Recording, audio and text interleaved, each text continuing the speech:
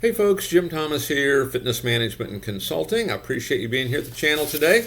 And if you're new at the channel, if you're finding us for the very first time, welcome as well. It's good to have you. And our topic for you today, it's setting expectations for your gym staff. Setting expectations for your gym staff. And before we get into our topic today, just a quick reminder, my focus, my mission here in the channel is I want to be able to provide as much information as I can to as many people as I can across the globe. And the best way I can do that is when you choose to subscribe to the channel. So if you've not yet done so, please take a moment, hit that subscribe button. We appreciate it. And then to learn more about me, learn more about my company and how we can help take your business that next level, be sure to check out those links below. And then for you folks who are looking to open a new gym, you need funding. You're looking to acquire a gym, you need funding. Maybe you own an existing operation, you need funding.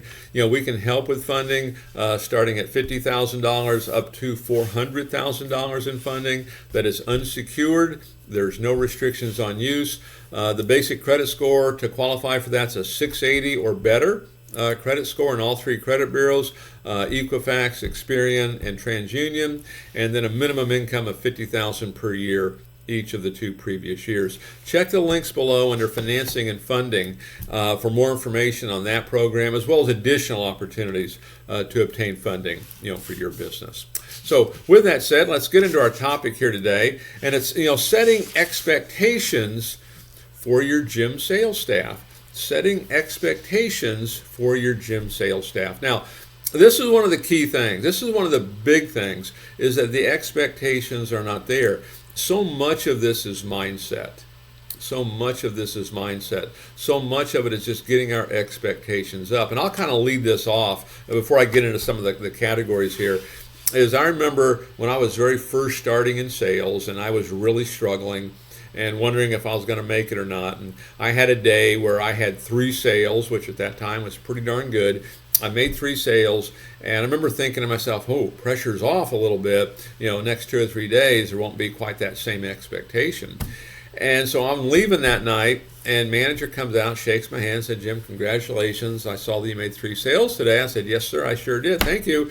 And he just holds his hand up like stop sign. He says, now, Jim, that's the kind of production I need from you every day. And I thought, okay. And the amazing part was that's kind of what started to happen. In very short order, I was doing 100 sales a month. But it is all that change of mindset. This is expected all the time. And it wasn't hard. Matter of fact, it was the opposite of that. It's pretty simple, once you kind of understand some of that. And so mindset is so important, getting those expectations up. So number 1 on my list, on setting expectations for your gym sales staff or even just staff in general, start early and involve everybody. So here's what I mean. When I would take over a gym, first thing I do, I'd get everybody together and folks, we need to get our expectations up. I would make it very clear that we're going to raise these expectations. I expect to be the number 1 club, in the region, the number 1 club in the company, or I expect to do, perform at this level. Okay, and I'm going to involve all staff. I'm going to let everybody know here's exactly what the expectation is. If you're in sales, here's the expectation. If you're working front desk, the expectation. If you're a trainer, if you're in maintenance, everyone's going to be clear on it. And I'm going to do it early because too often we wait too long. I know many clubs, that I get involved with is, well, what's the goal? Well, we don't have one. We just need sales. You need to have an expectation, a goal, quota, however you want to look at it. And then we manage based on that, right? There has to be an expectation. So start early. And what I mean by that is start now. And involve all staff. All staff is involved in some level of expectation. Maybe your morning person, they're going to do a morning inspection. And so that's an expectation. Here's the report they're going to fill out. Here's what you need to see on it. And then they're going to scan it and send it over to you every morning.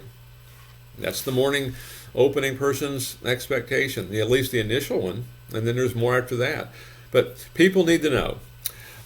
Number 2, we want to categorize all of these expectations. Okay, and so every group, we've got categories. Here's management, here's operations, here's sales, here's maybe a field marketing rep if you're doing that. Here's what they are. Here's what those expectations are. And part of this is it's in the training aspect of it. I like to teach everyone how to write a plan of action. How to do that. Your starting point, your goals, tangible and intangible, your plan, your roadblocks and setbacks, your checkpoints, and all these kind of things. Teach them how to do this because we want to be able to manage based on this, because this is about getting results. Our hitting these numbers, this should not be optional. Okay, it's like you're getting paid. If you're getting paid by somebody, you don't consider that optional. Let's don't consider the production optional either. Okay, so categorize all this for all staff, and we're not trying to micromanage, it's more of a macro manage, but make sure we stay on it. Okay, next on my list, okay, is part of this, we want to have the right mix of results and process. Results and process. Okay, results and activities. Okay, we want to have the right mix there. Here's what I mean. Results, we know. Okay, we need 100 sales. We need $10,000 cash. We need to add $5,000 to the dues. We need to average 3 referrals for each sign up. We want to have a 20% penetration on personal training. Now, those are all numbers. Okay, those are all results. Okay, right? We also want to have the mix in there of process, the expectation of process. Because here's what I know from a selling standpoint. If we have a winning attitude and we follow the process, the greeting, the evaluation, the tour, the analysis, the presentation, we do it properly, we're going to have success. I know that, okay? It's one of the reasons that I try to take the pressure off a lot of times when I go into clubs, because too often they're pressing, they're kind of pushing people away. I want them to have winning attitude, be agreeable, let's draw them in, follow the process. We'll get half of them to sign up. Okay, because they want to. Everybody wants to look better and feel better. So there's a balance there between, yes, results, but also activities, i.e. process. Follow the process. What's the process at the front? What's the process with the trainer? What's the process on how we do an inspection? Let's follow it. Okay, now the result will typically follow, because one of the things you want to find in sales, making money is a trailing indicator. Okay, if a club's doing well, making a lot of money, that's a trailing indicator of a lot of things you're doing right. It's not going to be the leading indicator. Okay, number 4, be clear. Be crystal clear. Make sure everybody knows exactly what this is and how we're going to go about achieving it. Okay, I know a lot of folks, they're not clear and they won't raise their hand and ask, and we'll assume they're clear when maybe they're not. Let's make really sure that we're really clear on this. Let's don't make it complicated. I like to use that KISS philosophy. We adjusted it a bit. We call it Keep It Simple Superstar. Okay, so be clear. And then last on my list, in terms of setting expectations for your staff, make sure we follow up. One of the common things I see with managers, directors, ownership sometimes, we get fired up about this. Hey, we're going to do it. We have the meeting. We go through all these categories, and then we don't follow up. You're going to have to follow up. Follow-up's one of the keys. Follow-up is one of the biggest weaknesses, kind of across the board with so many folks. Okay? Inspect what you expect. And just know it's never going to be important to somebody else until it's first important to you. So take a look at these. We've had a lot of success. We've had clubs that almost out of the gate, start tracking a 20% improvement just by changing the mindset of expectations. So folks, again, my name's Jim Thomas. My company's Fitness Management and Consulting. Appreciate you being here at the channel today. If you've not yet done so, please take a moment, hit that subscribe button. We appreciate it. To learn more about me, learn more about my company, and how we can help take your business that next level, be sure to check out those links below. And for you folks who need funding for a new operation, you need funding for an acquisition, you need funding for an existing operation, we can help provide funding between $50,000 and $400,000. That is unsecured. There's no restrictions on use. The basic qualification for that program is a 680 credit score or better.